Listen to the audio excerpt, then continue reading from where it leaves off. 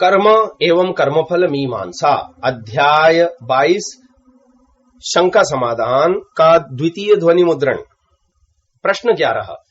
क्या एक जीव द्वारा दूसरे जीव को दिए सुख दुख उसके कर्मों का फल होता है?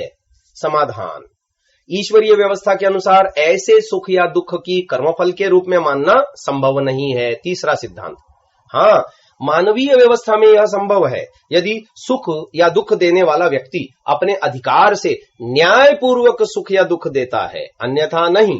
ऐसे सुख दुख भी केवल वर्तमान जन्म के कर्मों से ही संबंधित किए जा सकते हैं, क्योंकि कोई भी जीव किसी अन्य जीव को उसके पूर्व जन्मों के कर्मों के फल के रूप में सुख या दुख उस प्रकार से नहीं दे सकता जैसे न्यायाधीश द्वारा अपराधी को उसके वर्तमान जन्म में हुए अपराध हेतु प्रमाणों या साक्ष्यों के आधार पर दंड दिया जाता है। प्रश्न संख्या 12। क्या हर व्यक्ति अपनी किस्मत का लिखा हुआ कमाता और खाता है? कोई किसी की किस्मत छीन नहीं सकता। क्या ये मान्यताएं ठीक हैं?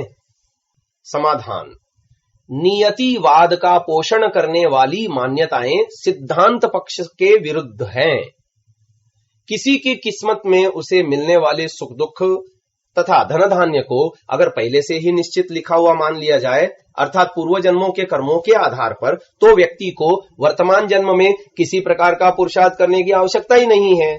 जो जो उसे मिलना होगा वह तो मिल ही जाएगा, चाहे उस प्राप्ति करने के लिए कोई भी कर्म न किए जाएं। और जो जो छिनना होगा वह छिन ही जाएगा, चाहे उसे बचाने के लिए कुछ भी पुरुषार्थ क्यों न किया जाए। यहां पर किसी नीति की एवं पुरुषार्थ की कोई आवश्यकता ही नहीं रहेगी, क्योंकि ईश्वर के कार्यों को बदलने का सामर्थ्य किसमें होगा। इसी प्रकार में वेद में किसी प्रकार के कर्तव्य कर्मों के विधान का कोई औचित्य ही नहीं रह पाएगा। तो क्या यह माना जाए कि परमात्मा ने एक ओर तो व्यक्ति का भाग्य पूर्व जन्मों के आधार पर निश्चित कर दिया तथा दूसरी ओर उसे वेद में व्यर्थ का उपदेश दे दिया, जिसके पालन का कोई लाभ ही नहीं है? क्या परमात्मा व्यर्थ की शिक्षाएं देता है? क्या जीव की कर्म स्वतंत्रता का कोई अर्थ नहीं है? ईश्वरीय कर्मफल व्यवस्था का मूलभूत आधार जीव की कर्म स्वतंत्रता है। वह पुरुषार्थ कर सकता है और अपने ज्ञान और संस्कारों के आधार पर व्यक्ति नवीन कर्मों को करता है। इसी प्रकार वेद में कर्तव्य अकर्तव्य के उपदेश व्यर्थ नहीं है। हमारी जो मान्यता ईश्वरीय नियमों तथा ईश्वरीय ज्ञान पर आक्षेप डाले वही गलत होगी, न कि ईश्वरीय नियम तथा ईश्वरीय ज्ञान, क्योंकि परमात्मा का ज्ञान व उपदेश सार्वभौम तथा सभी काल में सत्य ही रहा है और आगे भी रहेगा। अतः यह मानना कि हर व्यक्ति की किस्मत पूर्व निश्चित है और वह सभी प्रकार के सुख दुख तथा धन धान्य उसी के अनुसार ही प्राप्त करता है, सिद्धांत विरुद्ध तथा नीति के विरुद्ध है। अतः जब व्यक्ति की किस्मत ही पूर्व निश्चित नहीं है तो उसे छीनने या न छीनने का कोई प्रश्न ही उत्पन्न नहीं होता। प्रश्न संख्या 13। क्या भाग्य को बदला जा सकता है? समाधान। जब भाग्य पूर्व निश्चित ही नहीं है, अर्थात इस जन्म में मिलने वाले सभी सुख दुख तथा भोग साधन जब पूर्व जन्मों के कर्मों के आधार पर निश्चित नहीं है, अतः व्यक्ति द्वारा पुरुषार्थ कर सदाचार द्वारा अपने सुखों को बढ़ाया तथा दुराचार द्वारा अपने दुखों को बढ़ाया जा सकता है। वेद में भी पुरुषार्थ पर ही बल दिया है। कहा भी है कि मेरे दाएं हाथ में पुरुषार्थ है और बाएं हाथ में भाग्य है। कृतम में दक्षिणे हस्ते जयो में सव्य आहितः। केवल भाग्य के आश्रय बैठने वाले व्यक्ति जीवन में कभी सफल नहीं होते। प्रश्न संख्या 14। क्या विवाह से पूर्व ही पति पत्नी के जोड़े का निर्णय पूर्व कर्मों के अनुसार ईश्वरीय व्यवस्था में होता है? समाधान। नहीं, ऐसा संभव नहीं। इससे मानवों की मनपसंद जीवन साथी चुनने की कर्म स्वतंत्रता नष्ट हो जाएगी। सिद्धांत संख्या 3। अगर पति पत्नी के संबंध का निर्णय ईश्वर द्वारा कृत माना जाए तो कोई भी विवाह असफल नहीं होना चाहिए, क्योंकि परमात्मा का निर्णय तो जीव के कल्याण सुख के लिए होगा ना। परंतु हम देखते हैं कि बहुत से बेमेल विवाह होते तथा असफल भी होते तथा तलाक भी होते पाए जाते हैं। मानवों द्वारा प्रेम विवाह की स्थिति में क्या प्रेमी प्रेमिका प्रेम में भी परमात्मा की इच्छा से करते हैं? क्या यह अनाचार भी परमात्मा ही करवाता है? प्रश्न संख्या 15, व्यक्ति द्वारा दैनिक जीवन में किए जाने वाले कर्मों के बारे में आप क्या कहोगे? क्या ये नवीन कर्म है या पुराने कर्मों की श्रृंखला में अगला कर्म? समाधान, किसी भी व्यक्ति द्वारा किया गया कर्म, चाहे किसी कर्म की श्रृंखला में किया गया कर्म हो या किसी अन्य कर्म के जवाब में प्रतिकर्म हो या किसी अन्य प्रकार से नवीन कर्म हो, वह ईश्वरीय कर्मफल व्यवस्था में फल प्राप्ति हेतु एक स्वतंत्र कर्म के रूप में होता है। इस विषय में विशेष विवेचन के लिए मानवीय कर्मफल विवेचन अध्याय देखें। प्रश्न संख्या 16, जो व्यक्ति अपने व्यवसाय में या नौकरी के रूप में कर्म करता है, उन्हें शुभ या अशुभ किन आधारों पर कहा जा सकता है? समाधान, इस बारे में विस्तृत विवेचन मानवीय कर्म विवेचन के अध्याय में किया गया है। कृपया श्रोतागण वहीं सुने, पाठकगण वहीं देखें। प्रश्न संख्या 17, किसी दुर्घटना में कुछ व्यक्ति मर जाते हैं और अन्य बच जाते हैं, क्या यह बचने वालों की किस्मत नहीं है? उनकी आयु शेष बची थी इसलिए बच गए? समाधान, उस दुर्घटना में मरने वालों की न तो आयु समाप्त हुई थी और न ही बचने वालों की आयु शेष थी, क्योंकि किसी की भी आयु पूर्व जन्मों के कर्मों के आधार पर पूर्व निश्चित नहीं है। दुर्घटना में अलग अलग व्यक्तियों को होने वाली क्षति, शारीरिक हानि तथा मृत्यु भी उनकी शारीरिक क्षमता के आधार पर निर्भर करती है। हर व्यक्ति को लगने वाली चोट अलग होती है तथा हर व्यक्ति की शारीरिक क्षमता अलग होने के कारण हर किसी को होने वाली शारीरिक हानि भी अलग अलग ही होगी। इनमें किसी की किस्मत, जो कि पूर्व निश्चित नहीं है, का कोई हाथ होता है। अगर उनकी मृत्यु को उसका दुर्घटना विशेष से कारित होना निश्चित माना जाए तो उन व्यक्तियों को उस दुर्घटना के समय वहां दुर्घटना स्थल पर उपस्थित होना ही होगा और उसको वैसे ही शारीरिक चोट लगनी थी जिससे मृत्यु हो जाए, ऐसा मानना पड़ेगा। उदाहरण के लिए निम्न दुर्घटनाओं को लेते हैं। पहला, किसी रेलगाड़ी की दुर्घटना में कुछ लोगों की मृत्यु होना। दूसरा, आतंकवादियों द्वारा कुछ लोगों या बहुत से लोगों की एक साथ हत्या कर दी जाना। तीसरा, किसी स्थान में आए भूकंप आदि के कारण बहुत से लोगों की मृत्यु तथा गुजरात में भूकंप, जापान में सुनामी आदि। चौथा, किसी विमान दुर्घटना में विमान में सवार बहुत लोगों का मारा जाना और कुछ एक का बच जाना।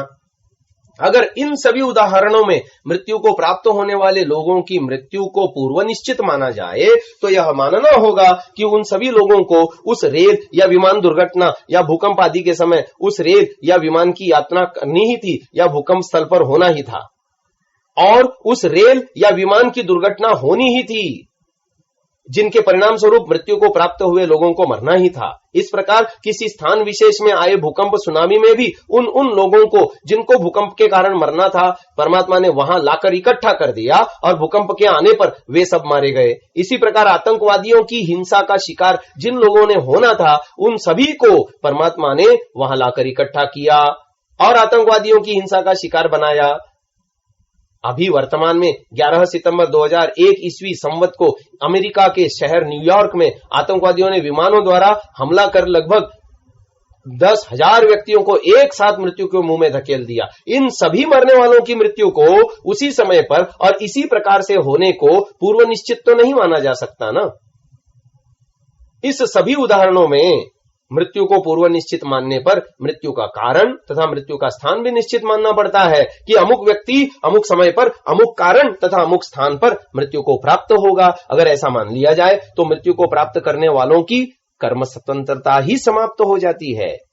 इसी प्रकार उस मृत्यु को प्राप्त कराने में साधन बनने वाले लोगों की कर्म स्वतंत्रता भी समाप्त हो जाती है। ऐसा मानने पर मानव मात्र परमात्मा की पूर्व निश्चित व्यवस्था में कठपुतली के समान कार्य करता हुआ माना जाएगा, जिसको अपनी इच्छा अनुसार कर्म करने का कोई अधिकार ही नहीं है। यह सिद्धांत के विरुद्ध है। सिद्धांत संख्या 2, अतः यह नहीं कहा जा सकता कि जिनकी मृत्यु हुई उनकी आयु समाप्त हो गई थी, शेष बच गए क्योंकि उनकी आयु शेष थी। इसी विषय पर विशेष विवेचन आयु नामक अध्याय में किया गया है। श्रोतागण वहीं सुने। प्रश्न संख्या 18, एक व्यक्ति जिसकी वर्तमान जन्म में अस्वाभाविक मृत्यु हो जाती है, जैसे कि वह किसी प्राकृतिक आपदा से मारा जाता है या फिर अन्य व्यक्ति विशेष जैसे आतंकवादी या हिंसक पशु आदि के द्वारा मारा जाता है, तो क्या उसे अगला जन्म फिर मनुष्य जन्म का मिलेगा? क्योंकि उसने अपनी वर्तमान जन्म की सामान्य आयु को भोग तो नहीं सका, और अगर वह ऐसी अवस्था में न मारा जाता तो और कुछ काल जीवित रहता, क्या उसे शेष अभुक्त सामान्य जीवन काल के लिए फिर से मनुष्य शरीर मिलेगा? समाधान, जैसा कि आयु के अध्याय में सिद्ध कर दिया गया कि आयु पूर्व निश्चित नहीं है। अब यदि मृत्यु असामान्य प्रकार से या अस्वाभाविक प्रकार से हुई है तो इसका यह अभिप्राय नहीं है कि तो उस मृत्यु को प्राप्त होने वाले का सामान्य जीवन काल में से कुछ काल अभुक्त रह गया। अगर ऐसा माना जाए तो जीवन काल निश्चित हो जाएगा, क्यों? जो कि सिद्धांत विरुद्ध है। मृत्यु चाहे जैसे भी हो और किसी भी काल में हो, जीवन काल के अभुक्त रहने का कोई प्रश्न ही नहीं होता।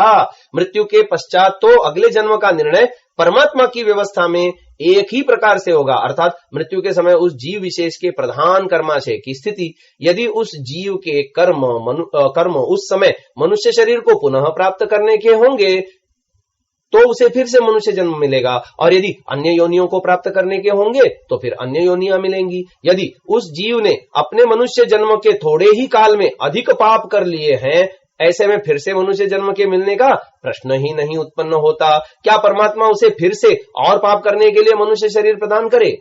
जैसे कोई आतंकवादी या डाकू जो बहुत से मनुष्यों को मारता है और फिर किसी दिन अपने किसी शत्रु द्वारा या मानवीय न्याय व्यवस्था द्वारा मारा जाता है, तो परमात्मा उसे उसके कर्मानुसार विभिन्न योनियों में ही भेजेगा, न कि फिर से मनुष्य शरीर देगा, ताकि वह फिर से मानव समाज में अव्यवस्था फैलाए और अनेक निर्दोष लोगों को मारता फिरे।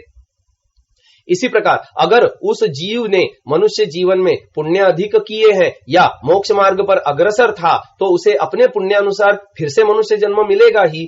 इस प्रकार से आयु पूर्व निश्चित न होने से शेष अभुक्त जीवन काल का प्रश्न ही उत्पन्न नहीं होता। प्रश्न संख्या 19, क्या कोई जीव एक शरीर को छोड़ने के बाद पुनः उस शरीर में अपनी इच्छा से दोबारा प्रवेश कर सकता है? अर्थात क्या मृत्यु के पश्चात व्यक्ति दोबारा जीवित हो सकता है? समाधान, नहीं। किसी भी जीवात्मा का जब उसके वर्तमान शरीर से वियोग हो जाता है, तब वह जीवात्मा परमात्मा की व्यवस्था में बंध जाता है और अपने कर्मानुसार अगले शरीर को परमात्मा की व्यवस्था में समय अनुसार प्राप्त करता है। वह उस त्यागे हुए शरीर में पुनः अपनी इच्छा से प्रवेश नहीं कर सकता। इस लोक में कई बार ऐसी घटनाएं देखने अथवा सुनने में आती हैं कि एक व्यक्ति जिसे मृत घोषित कर दिया था, वह कुछ काल बाद उस शरीर के अंतिम संस्कार होने से पूर्व पुनः जीवित हो उठा और उसके पश्चात कई वर्षों तक जीवित रहा। ऐसी स्थितियों में उस व्यक्ति की मृत्यु चाहे चिकित्सा शास्त्र के अनुसार मान ली गई हो, परंतु वास्तव में जीवात्मा ने उस शरीर को त्यागा ही नहीं होता। आधुनिक चिकित्सा शास्त्र में कोमा की अवस्था में पहुंचे व्यक्ति में जीवन का कोई चिन्ह दिखाई न देते हुए भी व्यक्ति जीवित रहता है, अर्थात आत्मा का शरीर से वियोग नहीं होता। कई बार व्यक्ति ऐसी अचेतन अवस्था में पहुंच जाता है कि जीवन का कोई चिन्ह दिखाई न देने से आसपास के वृद्धजन तथा चिकित्सक भी उसे मृत घोषित कर देते हैं। ऐसे में उस व्यक्ति के संबंधी उसे मृत मानकर अंतिम संस्कार की तैयारी भी करते हैं। अगर उस व्यक्ति की अचेतन अवस्था यदि कुछ काल में समाप्त हो जाती है तो उसमें जीवन के लक्षण पुनः दिखाई देने लगते हैं और उसे जीवित मान लिया जाता है। ऐसे व्यक्ति से उस काल का अनुभव पूछने पर वह व्यक्ति अपने अपने मत की मान्यता के अनुसार आत्मा की काल्पनिक यात्रा के बारे में भी बताता है। जैसे कोई पौराणिक व्यक्ति यह कहता मिल सकता है कि यमराज के पास ले जाया गया, वहां चित्रगुप्त ने खाता देखकर बताया कि यह तो दूसरी आत्मा है तथा लाना किसी दूसरी आत्मा को था, अतः उसे वापस भेज दिया गया। या फिर कोई अन्य मतावलंबी यह कह सकता है कि उसे किसी चौथे या सातवें आसमान पर ले जाया गया और फिर वापस भेज दिया गया। या फिर कोई यह भी कहता हुआ सुना जा सकता है कि वह एक लंबी सुरंग में से जा रहा था जिसमें से प्रकाश आ रहा था, आदि आदि। एक अंग्रेजी लेखक की पुस्तक लाइफ आफ्टर लाइफ में इस प्रकार के विभिन्न अनुभव दिए गए हैं जो मृत्यु के बाद के जीवन को सिद्ध करना चाहता है। वस्तुतः इस तरह के अनुभव उस व्यक्ति को अपने जीवन काल में पढ़े या सुने हुए संस्कारों के कारण ही होते हैं। उस शरीर में से आत्मा का कहीं जाकर लौटना संभव ही नहीं है। अगर आत्मा उस शरीर का त्याग कर देती है तो उसका उस शरीर में पुनः लौटना ईश्वरीय व्यवस्था के अनुसार संभव नहीं होता। जब शरीर की बाह्य परिस्थितियां बंद हो जाती हैं तो मन चित्तगत संस्कारों को देखता है और उसके चित्तस्थ संस्कार उसके अपने जीवन में पढ़े या सुने ज्ञान के अनुसार ही होते हैं। विभिन्न व्यक्तियों द्वारा अलग अलग अनुभवों को बताना भी यह सिद्ध करता है कि ये सभी अनुभव उनके अपने संस्कारों पर ही आधारित हैं, क्योंकि ईश्वरीय व्यवस्था तो मानव मात्र के लिए एक जैसी है, चाहे वह उस व्यवस्था को मानता हो या न मानता हो या अन्य किसी व्यक्ति विशेष द्वारा प्रचारित किए गए मत को ही मानता हो। और यदि आत्मा पुनः वापिस उस शरीर में आना माना जाए तो उन सबके अनुभव एक जैसे होने चाहिए थे। प्रश्न संख्या 20। ईश्वर त्रिकालदर्शी होने से जीवों द्वारा होने वाले कर्मों को पूर्व से ही जानता है, अतः जीव कर्म करने में स्वतंत्र नहीं है। जो कुछ भी हो रहा है वह सब पूर्व निश्चित है। समाधान। इस विषय को हम कर्म स्वतंत्रता नामक अध्याय में उठा चुके हैं, फिर भी यहां इतना विशेष समझें। स्वामी दयानंद जी सरस्वती सत्यार्थ प्रकाश के सप्तम समुल्लास में लिखते हैं, ईश्वर के लिए भूत और भविष्यत नहीं है। उसके ज्ञान में ऐसा कोई ज्ञान नहीं है जो भूतकाल में था और अब नहीं है, और कोई ऐसा ज्ञान नहीं है जो अब नहीं है और भविष्यत काल में हो जाएगा। भूत भविष्यत जीवों के लिए है। हाँ, जीवों की कर्मों की अपेक्षा से त्रिकालज्ञता ईश्वर में है, स्वतः नहीं। ये शब्द बहुत महत्वपूर्ण है। ईश्वर का ज्ञान किस प्रकार का है? सार्वभौम, सब काल में सदा एक सा, उसमें कोई परिवर्तन नहीं होता।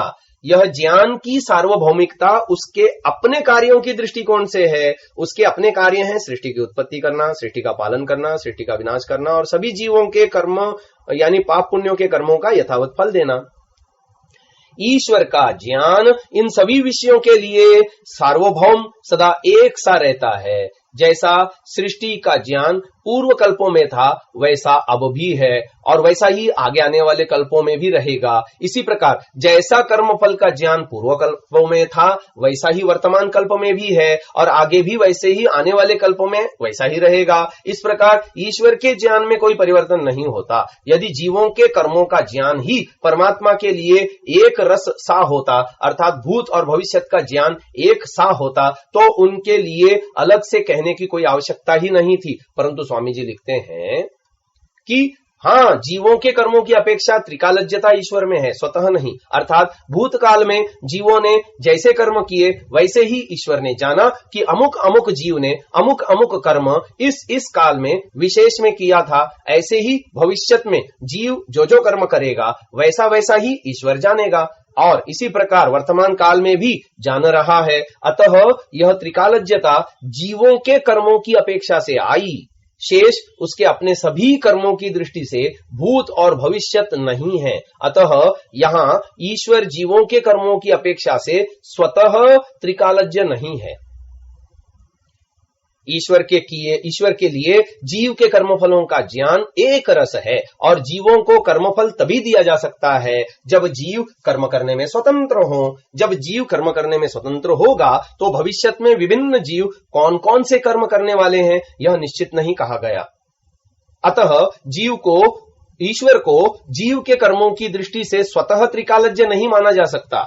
काल का आक्षेप ईश्वर में आता ही नहीं है, क्योंकि उसका अपना ज्ञान सदा एक रस रहता है, जो न भूतकाल में बदला और न ही भविष्यत में बदलता है।